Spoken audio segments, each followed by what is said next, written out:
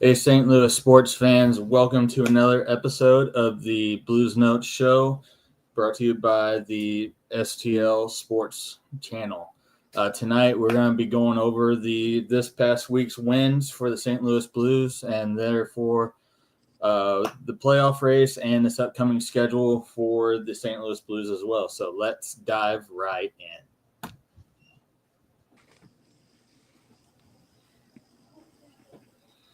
So, I am your host for tonight, Brandon, and with me, as always, is James. We're going to get right into these games that were played this past week from the St. Louis Blues. We had the game on Monday against the Montreal Canadiens. Or no, Tuesday, wasn't it? Yes, I think so. I'm drawing a blank now. Yep. Tuesday, Canadians. Then Thursday, Nashville, and then yesterday for Colorado Avalanche. I went brain dead there for a second. I am sorry. But they ended up winning all three games, and then they continued their winning streak up to 9 games after the 3 wins this week.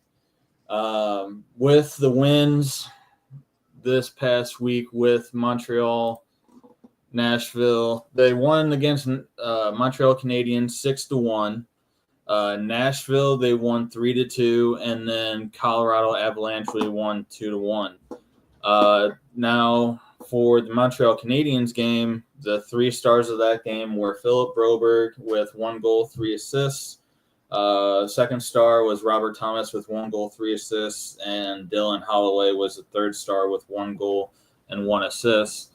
What were your thoughts on this game, James? As it was more or less a dominant game by the St. Louis Blues, and they never really gave much of a chance to the Canadians. Right there, Brandon, the biggest thing about this team is just that an absolute dominance in terms of playing against a team that was about the second or third best team since the Four Nations break. We all thought that this was going to give them a run for their money. We thought that this might have been a tighter game, but the Blues just said, no, hold my beer. I'm going to take care of this for you. And they threw it out there. And, Robert Thomas, I think really that's in my opinion, that's the biggest point that you come across is he is on an absolute tear. I know everyone's been talking a lot about Dylan Holloway, and he earns every second of those praise, but Robert Thomas has found an elite level of being a number one center. They've, at the beginning of the year, we had a little concern. We thought, yes, he's their number one center, but is he a true number one center? I think he has eclipsed that and then some.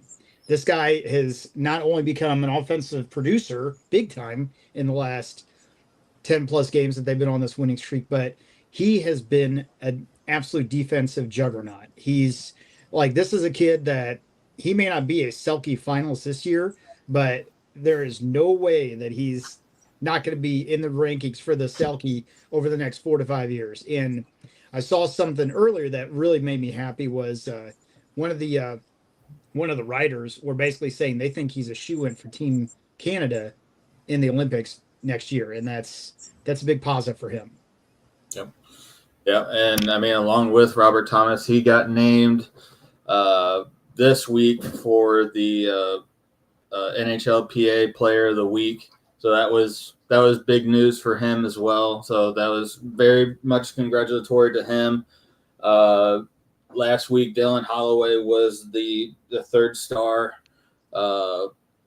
in the NHL, and just those two's effort in that game alone against Montreal was huge. Going into Nashville, Dylan Holloway had a 9-game point streak, and then Robert Thomas had a 4-game point streak. So, you can see right there how those guys have all kind of come into their own, and you can really see how much of the development has occurred with Dylan Holloway, and then even with the stardom of Robert Thomas and how much he's progressed and how much he is really coming into that one center role pretty much for the Blues. And thank you, Aaron, for the comment. Yeah, we're going to get into Jimmy Snuggerud and everything here in a little while. We're going to kind of go over some of these games. But yes, we are all – I know I'm excited for Snuggerud. I know, James, you are, and we've talked numerous times about what this means possibly for the Blues, and I can't wait to see what they're going to do with them. But we're going to get into that and more here in a little bit once we kind of get through some of these games. But I mean, as far as we were saying earlier about this game, the stat lines were pretty much slanted for the most part. I mean, the Blues, I mean, their power play was really good. They went 1 for 3. Canadians went 0 for 2. Penalty minutes, 8 for the Blues, 30 minutes for the Canadians. I think there's a few game misconducts at the end of the game that why they racked up so high. Block shots was 13-15 in favor of the Canadians. Takeaways, 8-3 for the Blues. Giveaways was 5-5. And so, I mean, just that alone is just like you can see that the takeaways for the Blues, that was really good, that they were getting the puck whenever Montreal was trying to get through the zone and trying to get on their offensive game, and the Blues were able to stop them relatively fast. They didn't get much offensive time with them only getting 1 goal in the game, but that just this team has shown such dominance, and especially in this game, and even in not just part in this team alone, but that Shen line pretty much up to that point in the season, they were running rampant. I mean, they had, since the Four Nations break, they had 11 goals, 20 assists, 31 points, and a +30 rating in the last 7 home games that they had played. And that's just outstanding for that line, wouldn't you say, James? You know, and the main credit I give all 3 of them credit, because Shen has definitely played his load, but to see the extra work ethic that Holloway and Kyrou have done is astronomical. Like I was hearing a lot of people talk about what they do before practice, after everything. Like they're hitting the gym, they're practicing the one-on-ones and the puck possession and the outlet passing. These guys are playing above and beyond what is asked of them, and that's what you want. Jim Montgomery said it best. He said those 2 remind him of Paul Kariya and Teemu Selanne. Now, obviously, maybe not quite to that Hall of Fame excellence, but that dedication to the game, that always looking to do better than what they're doing on the ice. That is a testament to their buy-in to this year, to what the love they have to succeed, to really prove a lot of people wrong. I mean, Kyrou's, for whatever reason, they consider Kyrou almost a black sheep of this team for years. They blamed him for losing Berube. You know, that wasn't the case, but he's proven, if he hasn't proven those detractors now, he never will.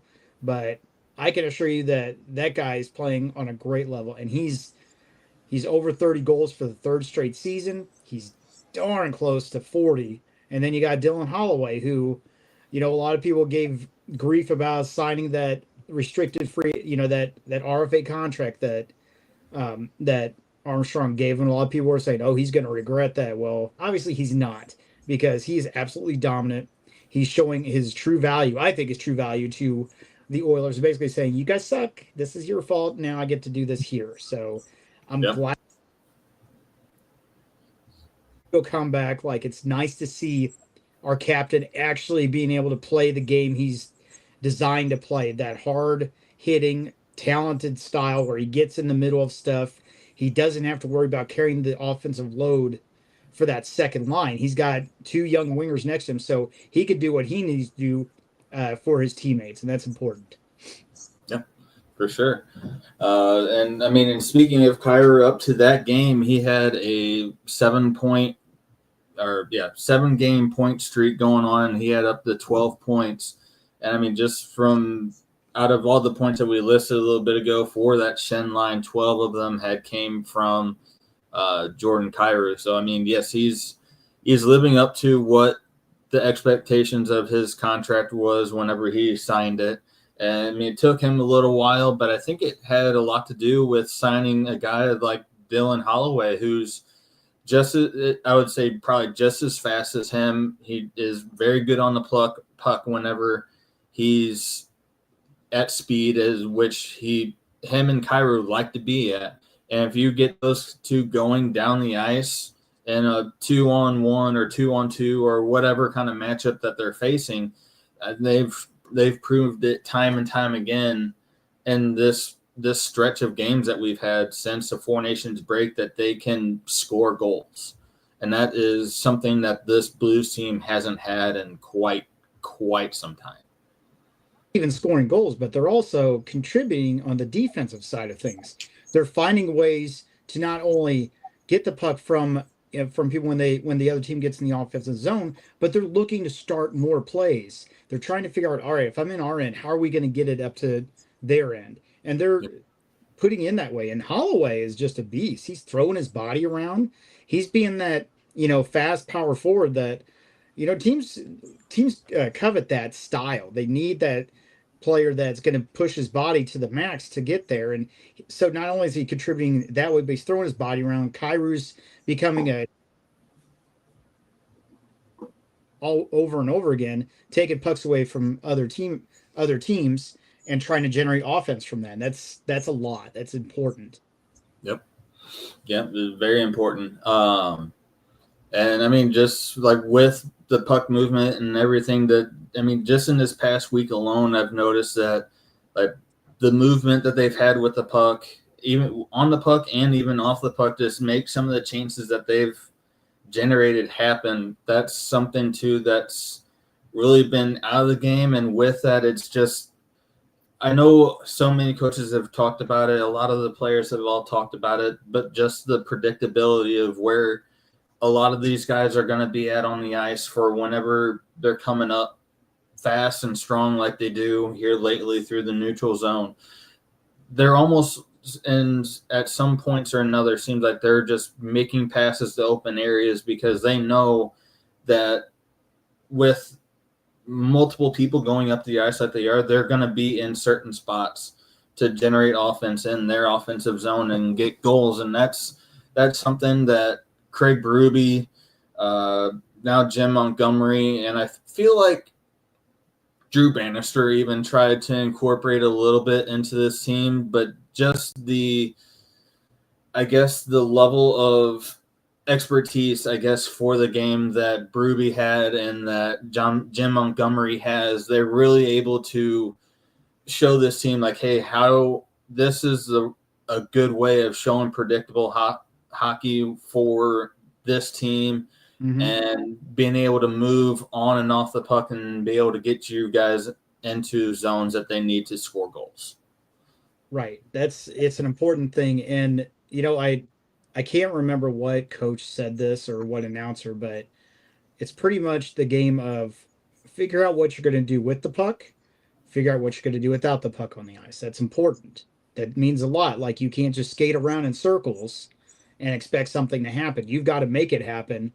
And, like we talked about, these Blues teams, all four lines, if they don't have the puck, they're finding a way to get that puck. They're trying to find a way to make sure the other team doesn't keep the puck. And that's a sign of a well-oiled, well-functioning team. And a lot of that is definitely credit to Jim Montgomery because he is a very good coach when it comes to the details. That's what makes him a good coach. It's not the fact that he can motivate his team. It's just he tells them, all right, if you're doing this, you should also be doing this and this. Like, he's giving them plans. You got to execute this way. And I do respect Drew Bannister. I mean, it's not easy to become an NHL head coach no matter what. I think the minor hit I have on him is he was a very defensive-minded coach to the point of like defense, and we'll somehow get goals. Mm-hmm. That was his focus, and that works depending on the team. It just wasn't gelling right with this team. Yep, I would agree.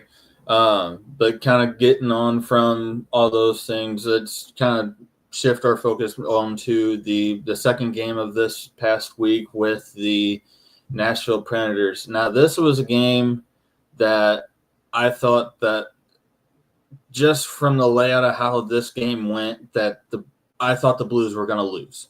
Just from how much time in the offensive zone that they had, and just how many takeaways and how many giveaways that this team actually was giving up whenever they were trying to get into the offensive zone. So Blues, like I said before, Blues won this game 3-2. The 3 stars of the game with Dylan Holloway was number 1 with 2 goals. Brady Sketchy was the second star with 1 goal. And then Cam Fowler was a third star with 1 goal. And this was a team that, I mean, you look at the matchups for each period for shots. I mean, you had 3 shots on goal for the Blues and 6 for the Predators into the first period, 7-7 in the second period, and then 11 for the Blues and 5 for the Predators into the third period. And that was, I feel like, the turning point for this game was probably the hit on Neighbors whenever he got pretty much checked into the board, and he ended up having to go off because he went in with such force, and he ended up getting a cut on his cheek and then I think on his forehead. But I feel like the team really pulled together after that, and because it was shortly after that whenever Dylan Holloway got his first goal of the game, and then it just seemed like from there things progressively started to go more into the Blues' favor, wouldn't you say? Right, absolutely. And this was a team that, let's face it, like they were becoming gassed. They were becoming a very tired team. This was the third time they played Nashville in a month. So it becomes harder and harder to play that same team over and over and over again, and basically copy and paste the wins. It's a fight. And this Nashville team, and they were also playing at home, and Nashville's not an easy place to play at all. Like, the fan base is usually super strong. It motivates the players to play harder for that team. And this was probably their weakest game this week, just because of not only that, but being tired. This Blues team has played this during this win streak. They've played every other day. So in 9 games in 9 or 10 games in 17 days is asking a lot for anyone. And it's not just in one place. They're traveling back and forth, coming home, going away, coming home, going away. It's a repeated thing that does take your toll. And, for them to dig in, and like you said, that Neighbors hit fired them up. That's that, F around and find out moment that this team dug in. And that's what they used to motivate and get them finally over that hump and get this win that, again, is just a testament to that this team is for one another. Like, that's what this boils down to. Yep, for sure. And speaking of the team, this was actually the first game out of like the 9-game winning streak that they've had, that this was the first game that they actually had a come from behind win. Nashville Predators ended up scoring twice in the first period from Fedor, I'm going to butcher this name, but Skechov, and then Brady Sketchy got a goal in the first period, whereas the Blues didn't get anything in the first period. They pretty well shut them down in the first period, like I said earlier, as they only got 3 shots on goal. Second period, it was relatively even. It was whenever I think Dylan Holloway got his 25th goal of the season, and I think it was like the 11:30 minute mark or something of that nature. Then in the third period, it seemed like the shift was back totally with the Blues. They had 11 shots on goal compared to 5 for the Nashville Predators, and you saw Cam Fowler and Dylan Holloway get a goal in this third period and within 21 seconds of each other. And you could really see it. They probably had a little bit of talk at the break in the second intermission where they came together, figured stuff out, and we're like, you know what? We need this win. We need to do better than what we have done in the past 2 periods. And they showed it by getting the 2 goals in order to get the victory. And from there, it was just shut down hockey, play their defensive game, and more or less not let this team get any more goals or not very more chances to even get a goal. Wouldn't you say? And all played credit to Joel Hofer. He played a magnificent game here. He did let those 2 goals, those 2 goals in the first period, but then that's it, shut it down. And, I'm surprised he didn't get a star for that game, but he earned that win big time. They did rally and play good defense around him, but without Hofer stopping the shots he did, because he did still receive a lot of good shots in that third period. But the Blues were able to negate the high danger shots in that, which was super important that third period. The first 2 periods, they were a little more lackadaisical. That's why it was harder on them. But once they locked in defensively and they played that suffocating defense on that right there on that line, on their line, that makes a big difference for this team. And that's been a testament to their winning this the last 9-10 games, is the fact that they're able to push forwards and defensemen to the sides instead of up the middle for those shots. Yep. Yeah, and they've been really physical, and that was one thing that we kind of figured about this game too, was it was going to be a physical game, especially with playing Nashville 3 times. I think we said in the 10 days that we were going through this stretch, and after losing the first 3 times to the Blues, you had to figure they were going to come out with some sort of grudge, like they were wanting to take this victory from the Blues. Yeah. And with that alone, you had 29 hits for the Blues, 14 for the Predators. And the block shots too were relatively even for this game. They were 19-17 in favor of the Blues. Takeaways, there wasn't as many for the Blues in this one. You had 2 for the Blues, 7 for the Predators. Giveaways, now this is something that Brandon and I talked about in the pregame for the Colorado game, and even he kind of talked about it a little bit in the postgame, was that the Blues had 17 giveaways and the Predators only had 8. And a lot of the 17 giveaways, I have a feeling, is what gave fruit to the 2-0 lead that Nashville had going from the first period and into the second period. And something like that is something that you're not going to be able to do against teams going into the playoffs, against Colorado, against Winnipeg, Dallas, LA, Edmonton. And that's something that you're just not going to be able to do, because with that many giveaways, you're letting the other team get down the ice quickly and have chances at getting goals. And that's something that this team hasn't really done as of late much, and was one of the first few times since the break that they've given up this many giveaways. So we're lucky that it only came out to 2 goals for Nashville, and yet again, that is testament to Hofer and how well he played in that game. But that I was a little bit in shock after I saw everything, how this game went, and just from the stat lines, I would have figured Nashville would have won this game, but they ended up not. But I don't know. What did you feel? I did. I felt this game made me nervous, because I thought this is another game against Nashville. Nashville has a lot of good players that just haven't had a good season. That doesn't mean they can't have a good game here and there. And they put everything out there. And the Blues were not up to playing well at the beginning, but they find it. That's just what it is. They find their way to win. And was it an ugly win? It was, but you know what? I'll take an ugly win all the time, because it's still a win. So, all we could do is, and I guarantee that what they're doing too, after that game, they're looking at it, they know, like, we did not play our best game, and we got to fix.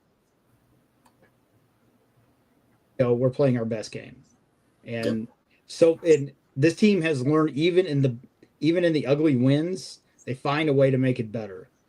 And that's the important thing about this win streak and about what they've been doing is finding the ways to win, even after a loss or even if they don't play well, they find a way to play better every time. Yeah, I would completely agree.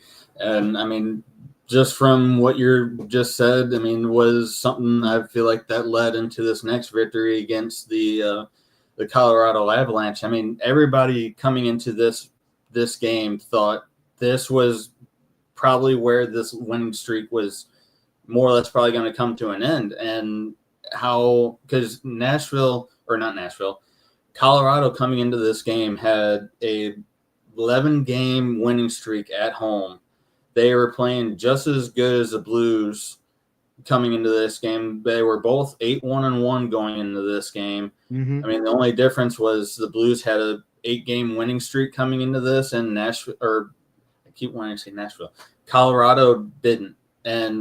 But I mean, we've talked about it last week a little bit, but they're stacked.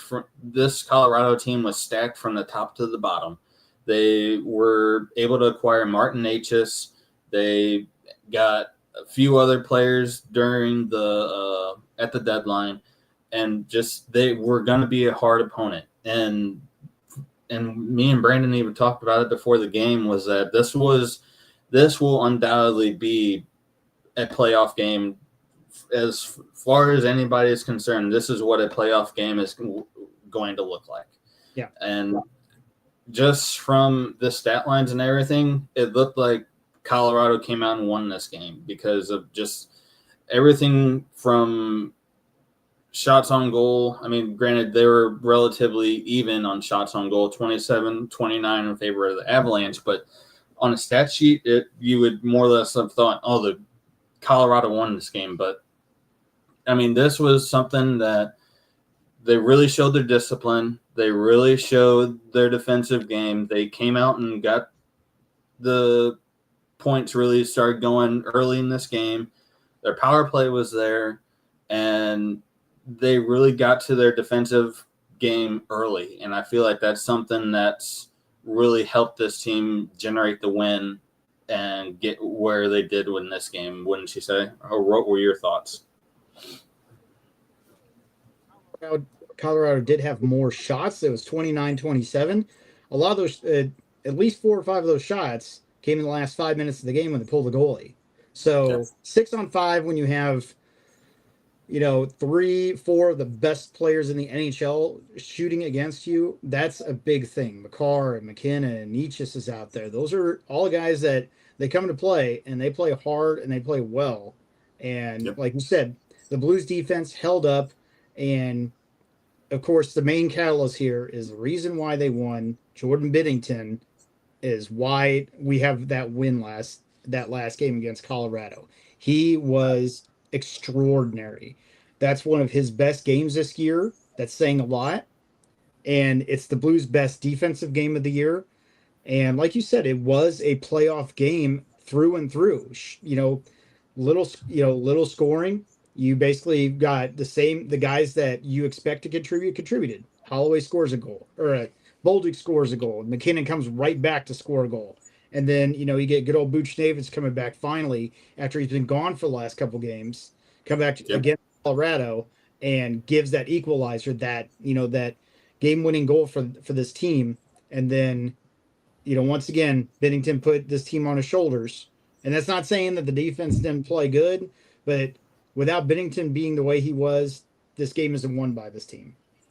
Yeah, I would completely agree. And with that, kind of getting into some of the stats of this game, your 3 stars of the game came out to Nathan McKinnon being your 3rd star of the game with 1 goal. Jordan Binnington came out to being your 2nd star of the game with 1 goals against average. Saving percentage was at a .966. And Pavel Buchnevich being your 1st star of the game with your game-winning goal. The team was 1 for 4 on the power play of this game. Avalanche was 0 for 1.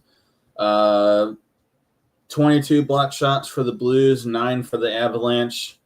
6 takeaways for the Blues, 7 for the Avalanche. And then, I mean, I know I said this about the Nashville game, but to see them giving up 17 giveaways against Colorado and then having 22 block shots, and granted, like what you said a little bit ago, a lot of those block shots came from that last minute 50, 2 minutes of the game where it was 6-on-5. But that just shows the togetherness and the will to want to win these games. Is you have those kinds of giveaways, but you have those kinds of block shots. This team is willing to put their bodies out and on the line to win these games that they know they have to win. And I mean, even just from the power plays alone. And they said it, I believe they said it over the telecast, or it might have been over the post game on the radio that I heard it. But I mean, a lot of people look at that as an unsuccessful power play for the game. Like, you had 1 goal out of 4 chances. I mean, I don't know if they would say that's unsuccessful. I mean, you had 1 goal on a power play out of 4. I look at that as a success. You scored a goal on a power play. But out of those other 3 that you had in the third period, that where Colorado is playing uncharacteristic hockey of themselves and they're making sloppy penalties, for one. I thought that a lot of the penalties that they made in this game were not like Colorado one bit. But you think about it for a little bit. That's 6 minutes of this game, or of the third period, that you don't have some of your top guys like Nathan McKinnon, Martin Necas, Cale Makar, in the offensive zone, that they are more or less in their own zone trying to defend against 5 other Blues players that are trying to score. That takes a lot of time away from being in your defensive zone and defending against Colorado, and where you're trying to more or less get a win and getting that winning goal. And I feel like that. I mean, yeah, they had a few shorthanded chances against St. Louis, but Bennington was able to pull it together and not let those chances go in. Mm-hmm. But I mean, everything that kind of fell on the line for this team in this game ultimately is what resulted in them getting this victory, wouldn't you say? Absolutely. Like you said, that little bit of sloppy play in that third period by Colorado, causing that issue where, when you start taking away those spots, those moments where your top players can't try to drive in scoring chances, it's just the clock winds down and they don't succeed in that. And then they're stuck with the last 4 to 5 minutes of the game to pull the goalie. Now, the problem with the Blues is they're not a good team when it comes to a 6-on-5. It tends to be, a kryptonite move for them. Yeah. And, not saying that that's what Colorado's playing for, but I'm sure in the back of their minds are like, hey, we pull that goalie, even though if we're still down at that point, we have to pull our goalie. We stand a great chance of tying this game up if we have to. Of course. And moments when it comes to letting in that last-minute goal, we go back to the Nashville game where Nashville shot and the goal went in, but the buzzer went off. So it was, 0.2 of a second before tying that game again. So in it, and it's just a matter of this team plays hard, but they get tired. They get gassed at the end because they've got their best defensive players out there against the other team's best offensive players. And that's a challenge no matter what. The last 5 minutes of that game, Monty was only using Oscar Sundqvist and Robert Thomas as the center because, 1, they're the best defensive centers we have, and 2, they're our best faceoff guys. And that's no offense to, Shen or Radek Faksa, but, you want your top guys out there to do the best they can. They just rotated the wingers in as often as they could. So, this is a masterstroke game. It was a great game by Bennington, by the Blues to push as hard as they could to get through this. And it's another great win for Monty to utilize the team the right way to get the setups, the matches that he wanted, he got. And that's how you win. That's how you win a game. That's how you win a playoff game, especially. Yeah. Exactly. And kind of going from that into the playoffs. I know we're still, I believe, 8 or 9 games out. We are 7 games. Yeah, we have 7 7 to games go. out. 7 to go in the regular season.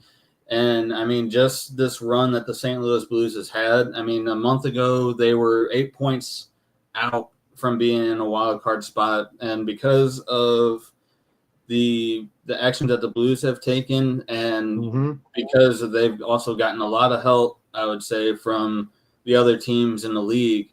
But I mean, you're looking at the standings as of today. You saw Vancouver lose today against Winnipeg 3-1. I think some of the other teams are still playing currently. You got Canucks lost 3-1. Utah Hockey Club won 5-2 against the Blackhawks. Those were really the only 2 teams that were playing that you were really in the race with you that were playing today. But because of all of that, you're looking at the Blues tied for that first wild card spot with 87 points with Minnesota Wild.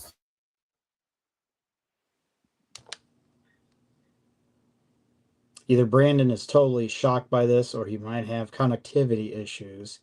But he's right. The biggest key here is just the way that everything has been going. You can say what you want. Maybe it's the hockey gods, maybe it's just timely playing, but the Blues have played up to what they need to do, and both the Canucks, Flames, and Utah are trying, but they pull out a win, but then they pull out some losses. So this team has found the Blues have found their stride at the perfect time, while these other teams that are on the bubble are kind of struggling. And now the Minnesota Wild, a team that they thought was not going to stand a chance to make it in there, not going to be there whatsoever, was going to be in that wild card spot no matter what, and maybe make some damage in the playoffs.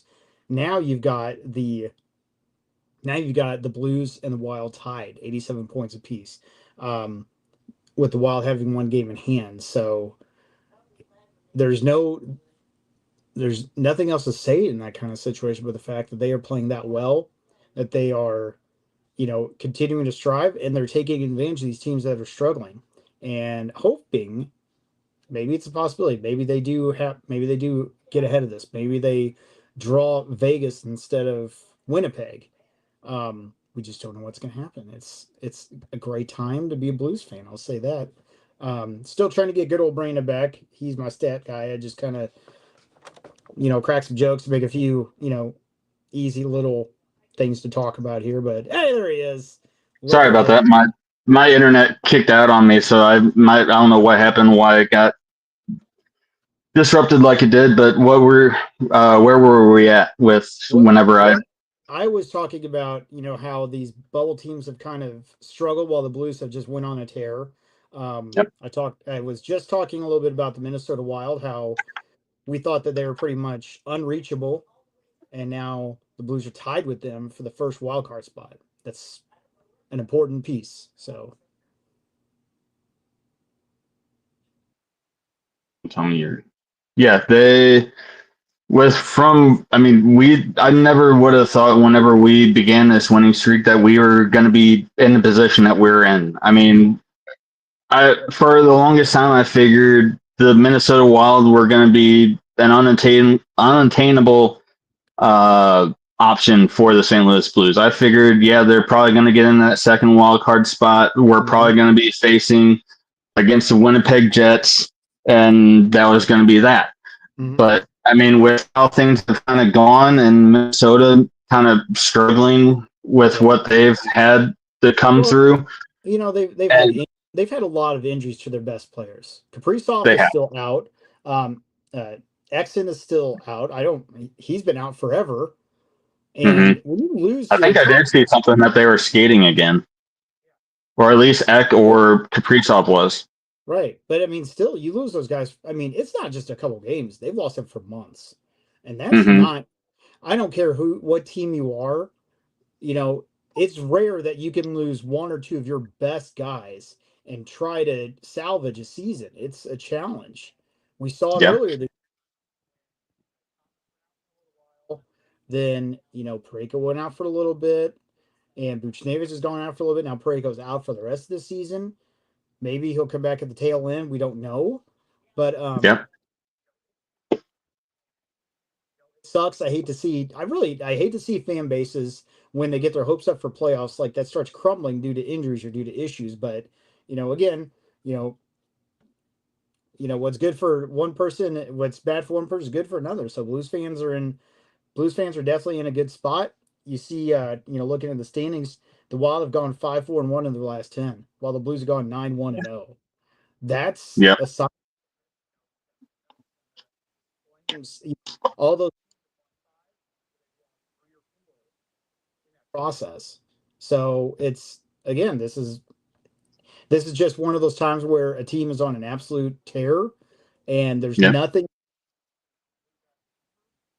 None of these teams have a cowbell cure for it whatsoever. So I would agree. I mean, you saw the St. Louis Blues. They were doing it against teams like Chicago, Nashville, Chicago, Pittsburgh. I mean, you lost that game against Pittsburgh, but I mean they relatively took it to Pittsburgh for the most part. Just Tristan Jarry was standing on his head during that game. I mean, you saw it he was earlier in the possessed by streak. Tom Barrasso out of nowhere. I don't know, or Mark Yeah. Andre. Like he was somehow possessed by the ghosts of Pittsburgh's past, and that's how he won that game. Yeah. And then, I mean, you had chances earlier in the stretch of games where you went against Winnipeg. You played really well against them. You lost that game in overtime. Then Colorado, you won against them earlier in the stretch. But, I mean, those are all teams that, I mean, granted, whenever you start this 9-game winning streak that they're currently on, we didn't really play like some of the more elite teams at what you're seeing at the top of each division or conference right now. And you saw that this week with taking on Colorado. And you got to think that that's given just that much more gas or that much more confidence to this teams. Like, hey, you know what? We're coming out. We're beating teams like Colorado Avalanche, who are playing unbelievable hockey at home, and we are still coming out with a victory. We're going to take this and we are going to ride with it for the last 7 games, and we're going to take that and go into the playoffs, and we're going to do as good as we can against whoever we got to play against. Right, and that's all you can do. Like, even if you get a loss here and there, you've given yourself a cushion to where not at least if you can squeak a point out of each of these last 7 games, then that's just a chance. And I looked earlier today, Money Puck has the Blues at an 85% chance of going to the playoffs now, as opposed to all the other. Minnesota I think they're at like a 70% chance. So they've actually taken a dip, and the Blues are in that higher up spot. Now, great, I started looking at. They have the Hurricanes as the number 1. I don't know how that is, but especially after losing the pieces that they've lost, like considering they lost Martin Necas and Mikko Rantanen, like I didn't think they were going to be able to play like they continue to play. I don't understand it, but whatever. It's Money Puck. I'll stick with the 85% for the Blues. Let's go. That's awesome. Yep. Since we kind of went over all the different where everybody kind of stands at in the playoff race, and I know we kind of talked about this last week, but seeing as where we've kind of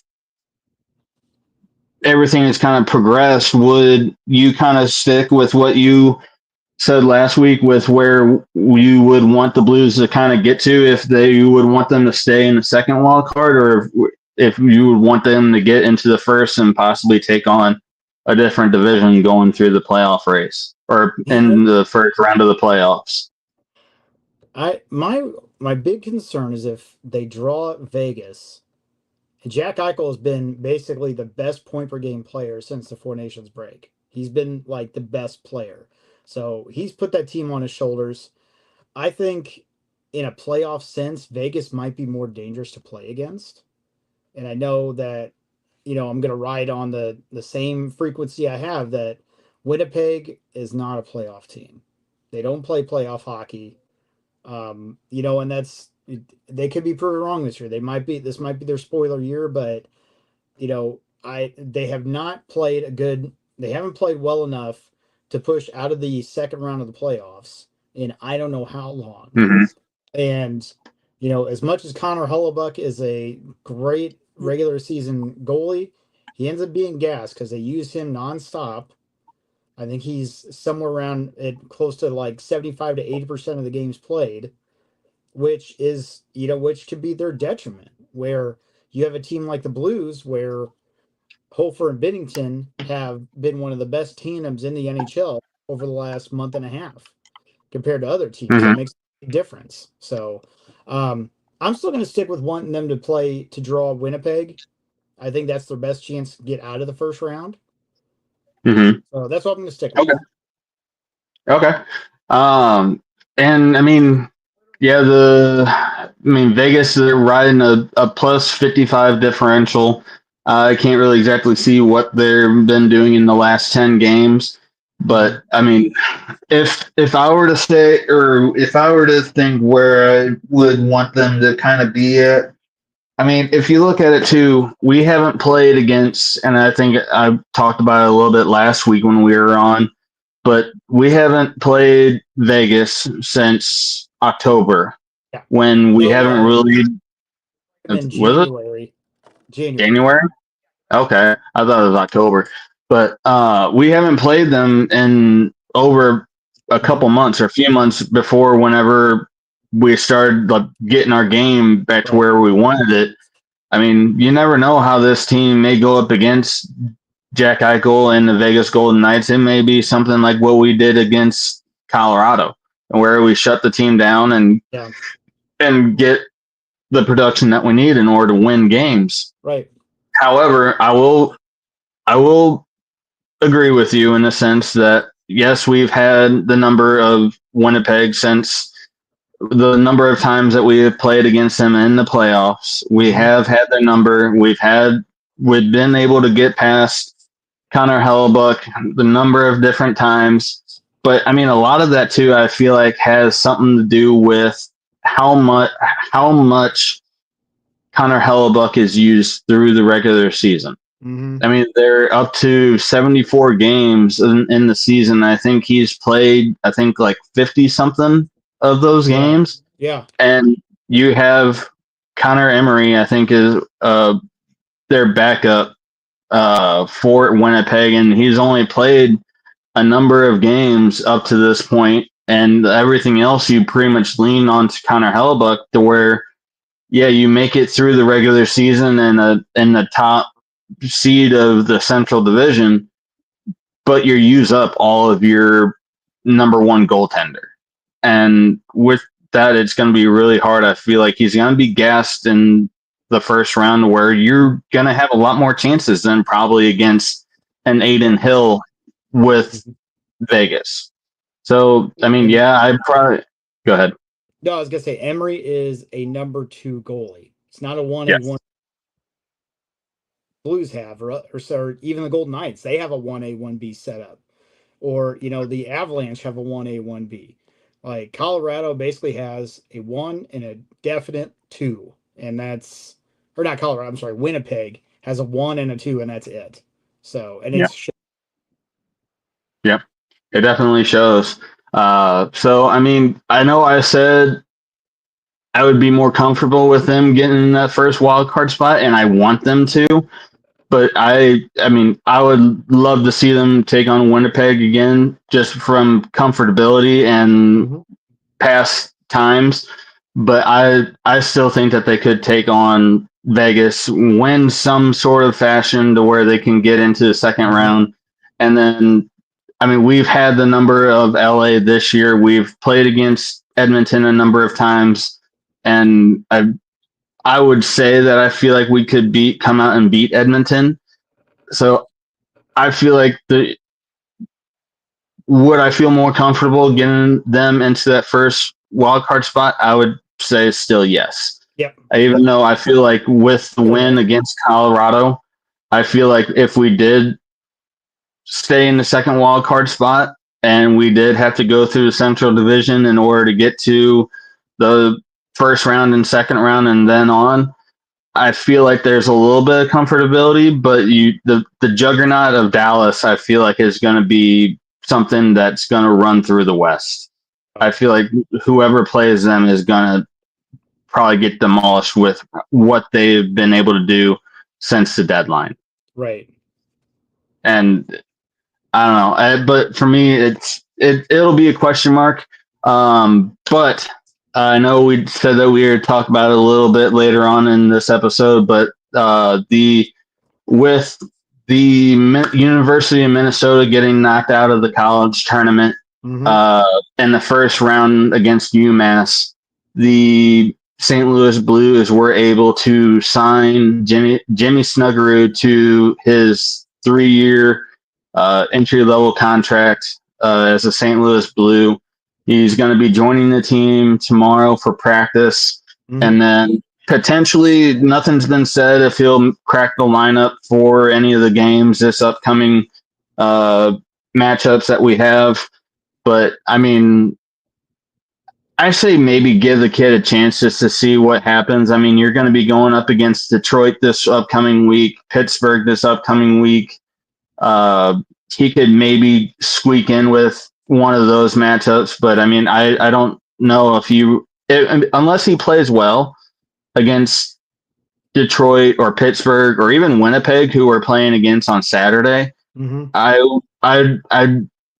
especially with the stretch run that these guys are going on, I don't know if you disrupt a whole lot with this team with how well they are winning. Right. I think personally, it all depends on if they continue the winning streak.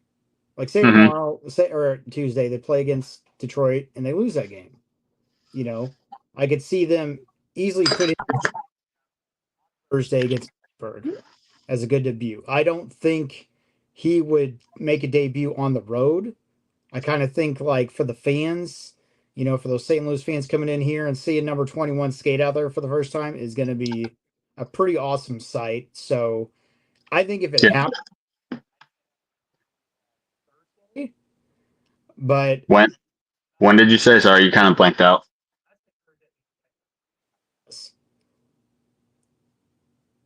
Maybe, you know, I don't know. Yeah. Oh, I know. I'm just throwing out possibilities and questions. So that way because I would love to see the kid play it. And I mean, I know he had really good numbers in college hockey. I think he was up to 50 or 60 points in this season for the University of Minnesota. And I mean, he is a kid that I feel like if he does crack the lineup and he gets into a third line or fourth line role, because I imagine they'll probably either sit Matthew Joseph or Alexander Texier to put him into the lineup.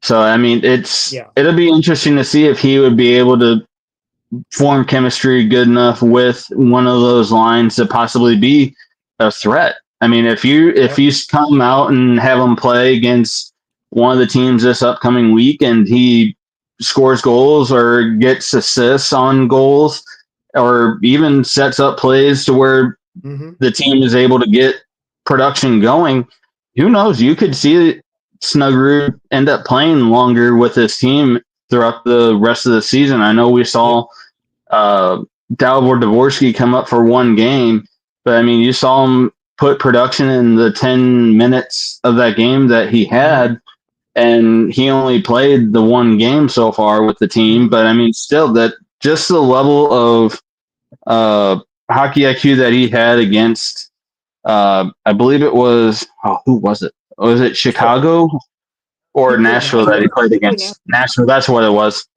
And I mean, just the level of hockey IQ he had to get in the spots on ice whenever he didn't have the puck was really good. And even whenever he did get the puck, he noticed where guys were at on the ice, and he was able to make plays happen to get a goal. Right. So I felt like he proved everything that he needed to. Thing too, because them making the announcement that Snuggerud's going to join the team on Monday, instead of them saying he's going to report to Springfield, that they kind of, because Springfield, they're only 4 games out of the playoffs. They're knocking on the door. They're about ready to clinch, or not that they're out of the playoffs, but their magic number's 4. So these 4 more. I think it's a combination of 4 wins or 3 losses for the team underneath them. That makes a big difference. It's just win, and we'll see. Yep. With that, I know we just talked about it a little bit too, but we have for this upcoming week, we have give me 1 second. I know they got Detroit on Tuesday. They have Pittsburgh Thursday, and they have the Avalanche again on Saturday. That's the 3 on Saturday.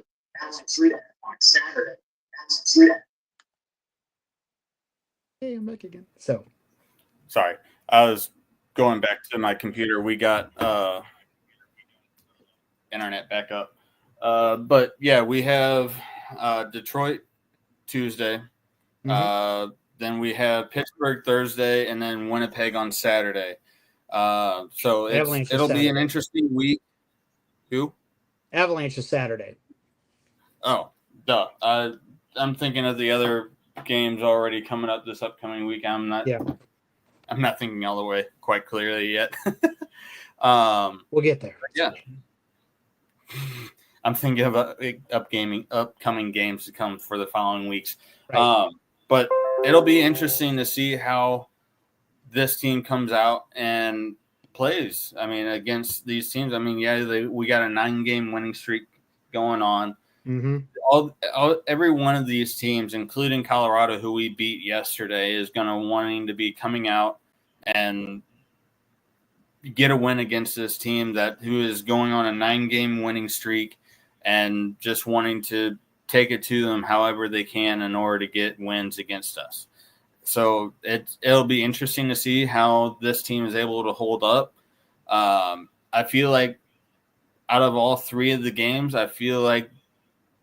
in all honesty, I feel like they could probably come out and beat all 3 of them. I mean, with how they've been playing the most recent games, if they're able to keep the production up like they had against Colorado yesterday, I feel like then it's for them to lose. I really do. Exactly. So that's all I really have for this upcoming week. Do you have anything then in closing, James? Brandon, I don't. I'm just like I said last week. I'm excited. This team is, has gotten the right time to be hot. They've caught everyone's attention. I mean, every pundit out there, from the NHL Network to the fledgling podcasts across the country, is all saying like this team is legit. This team is playing great, and everyone was also like, I don't want to play this Blues team come playoff time. Like, and that's a great testament to what this team has done, and I'm looking forward to it. Win or lose, whatever's going to happen, I'm looking forward to this final 7 games. Oh, of course. Yeah, it's going to be a really fun time to watch the St. Louis Blues play the rest of this season and even into the playoffs. You really see a lot of the team of what we had a few years ago whenever we had a lot of the playoff runs that we had from like 18 into 2022, where they were making the playoffs and they were a very dangerous team to go up against. And it just seems like they're kind of getting back to those roots, and watching them play again like this is it's exciting to watch again. Yeah, totally forgot about this. The newest member of the team, the unsung hero, Joe Boo. I almost did forget about it.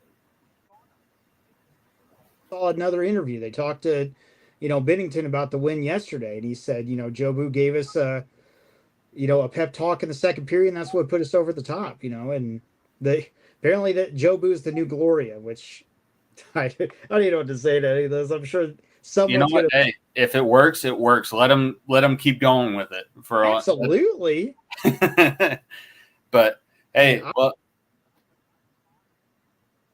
Major League movies. He was my favorite character out of everyone in it. I mean, as long as they give him, the ganj and the whiskey and stuff like that for every day, then I think they're going to be okay. Oh, of course. I couldn't agree more. But hey, thank you guys for whoever came out to watch tonight's episode of the Blues Notes show. Please, if you enjoyed the content that we brought to you guys tonight, please like, subscribe, join the channel for the St. Louis Sports Crew. Just because we have a lot of stuff coming out for not just the Blues, but for the Cardinals. For the I know we did a tidbit with Mizzou. So anything St. Louis sports that you want to find out any information on, be sure to check out St. Louis Sports on YouTube, because that's where you'll be able to find a lot of our content. Now, we were on Facebook and X, but now we're going to be solely on YouTube for any of our content like this. So please, thank you guys for joining us tonight. We'll be back for a lot of the pre-games and post-game shows this week for the 3 games that we talked about previously with Detroit, Pittsburgh, and Colorado again. And then we will be back again on Sunday next weekend and have a little bit more of a breakdown show of all the different games and where we're at in the playoffs. So if you enjoyed tonight, come back with us again, and we'll have fun with you guys even more and more. So thank you guys for coming out and joining with us, and we will see you guys in the next one. See ya.